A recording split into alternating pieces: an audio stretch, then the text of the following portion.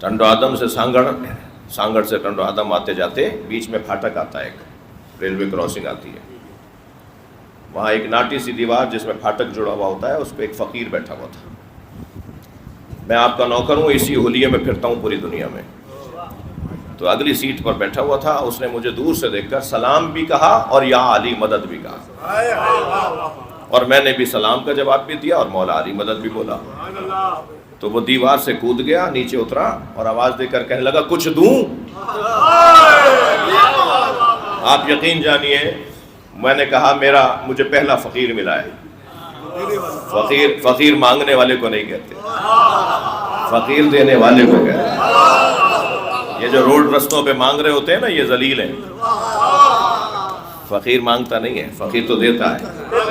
تو میں گاڑی ہم نے روکی، میں اتر آیا، میں نے اپنے دوست سے کہا بھائی گاڑی روک دو، مجھے پہلا فقیر ملا ہے. قریب گیا، میں نے کہا جی عطا کریں.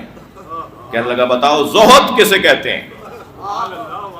میں ان بچوں جوانوں سے کہہ رہا ہوں کسی بزرگ کے پاس جایا کرو تو بولنا بند کر دو، سننا شروع کر دو. ہمارے ہاں ایک بیماری بڑھتی جا رہی ہے، زیادہ بولنے کی بیماری.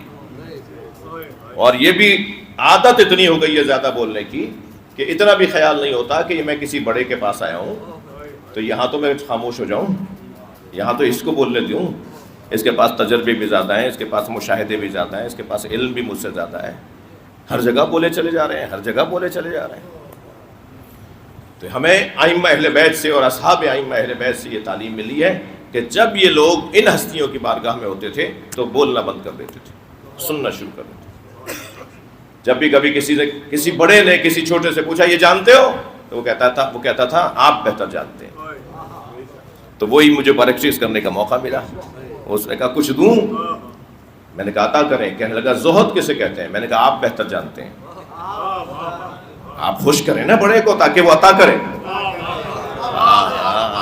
آپ اس کو راضی کریں نا، آپ احترام کر کے اس کا دل مول لیں نا تاکہ وہ دے.